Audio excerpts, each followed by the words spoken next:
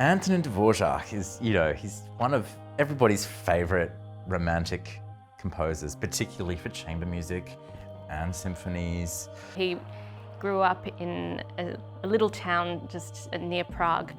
Dvořák is very well known for being quite a nationalistic composer in terms of the sort of folk music of his native Bohemia. He really uses all of the sort of grassroots music of his people and of his land. I'm going to say something that could be considered mildly blasphemous, but I've always considered Dvořák to be like the ABBA of classical composers. And the reason is that his music is just so damn fresh and fun and full of great melodies. Dvořák is a master of the melody. And there are very few pieces by Dvořák that don't immediately catch your ear and often stay in your ear for hours, if not days, to come. And this quartet is no exception.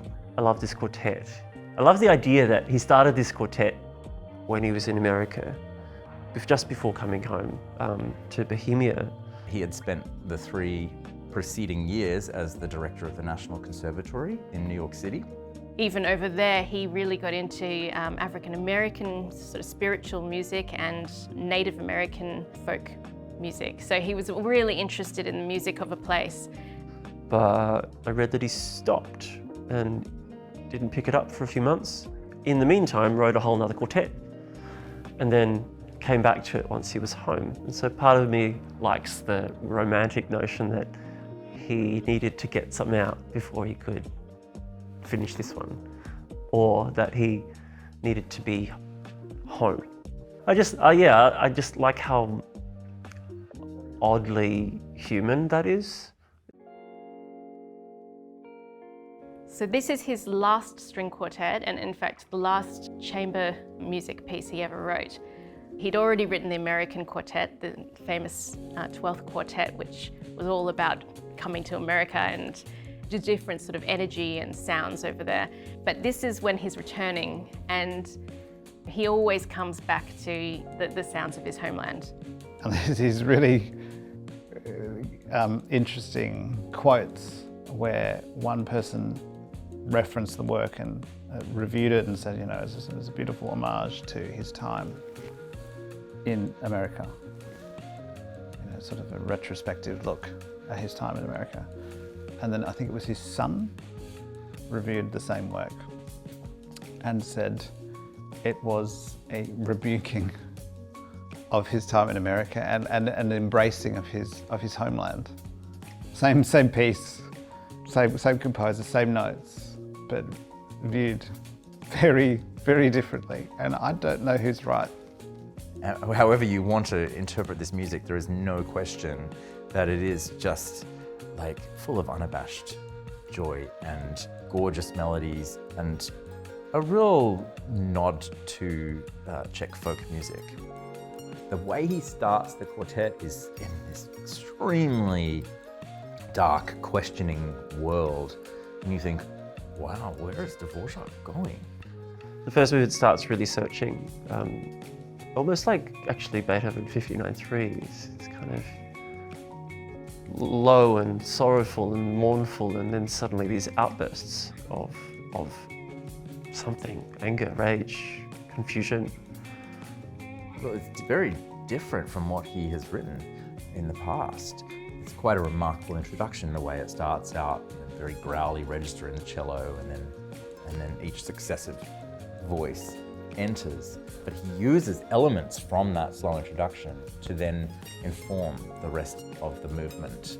And then the rest of the first movement is really, really optimistic and positive and bright.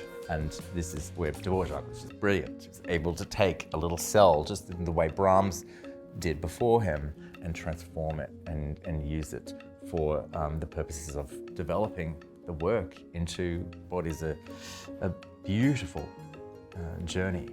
It's really clever, good writing. The second movement is a furious scherzo in the style of a furiant, which is essentially a folk dance with these syncopated rhythms, the emphasis on the third beat of the bar instead of what's usually the first beat. It's fun, it's witty, it's a scherzando, it has playful figures that have us working pretty hard, but hopefully it comes out as a nice big shape. But my favorite part of this movement is the trio, because it is such a wild contrast to the furious music of the scherzo. It's almost a little love song. This beautiful, long singing tunes that are passed around and conversed with. It starts out as a conversation between the first violin and the cello, which then sort of turns into a feverish love duet between the two violins. It's so charming and so sweet. And it wraps itself up really, really nicely. It's again, just really crafty, beautiful, engaging writing. The third movement is by far my favorite. It's just a beautiful, almost hymn-like tune that he composed around Christmas time. You can hear, a choir singing it. The slow movement is just, it's a beautiful, simple song. I mean, he loved the work of Schubert, and it's just got, very vocal quality to that third movement.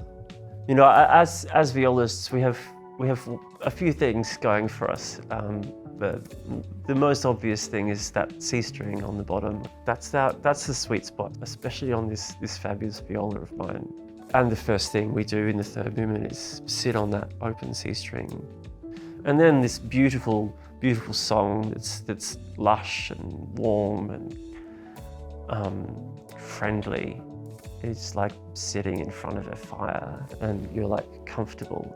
And there's like a dog's head on your lap or something. And then the last movement is huge. It's epic in its scope. And again, it starts out with sort of a degree of uncertainty in the cello, much like the first movement did. But before we know it, again, we are just off and running. And it's a kind of a bit of a polka. The national dance of Bohemia, and you can't have a Dvořák banger without some of those influences. And it really is. It's a cracker of a movement. But it goes through so many different scenes, and we are eventually worked up into a frenzy that is, one of the great finales of all of Dvořák's chamber music. It really is just a terrific end to what I think is one of his greatest works. So for this particular quartet, the greatest challenge is to really maximize the resonance of our instruments, considering the dark nature of A flat major. Dvořák is notoriously hard. The string quartets are hard. They're hard because intonation is just so difficult, and he's chosen a real doozy of a key. It's a very uncomfortable key in the hand for string players. We just don't have many open strings to use to kind of help with the resonance of our instruments.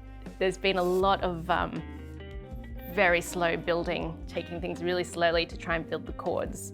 I mean, I really enjoy it because it's very challenging and it's uncomfortable, but I think ultimately it's worth the discomfort because of the sound that comes out at the end. It really requires us to kind of take a scalpel to the score and get every line, every chord up, and make sure that we are, absolutely in tune with each other.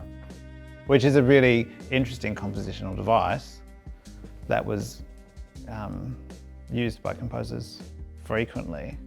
It creates a different world of sound. Because then there's no necessarily not as much natural resonance of the instruments. But in order to make it work, you've got to have all this quartet craft, and you've got to work on intonation, and you've got to work on balance. And so you create this, this sound that only a string quartet that's worked on that can create. Whilst it's a curse, that's probably the hardest thing about the piece. It's also a bit of a gift. You work at it and you work on the balance and you work on the intonation as a group. You create this world that exists for those 4 people and the people listening to it, which is really nice, as opposed to sort of plug and play C major.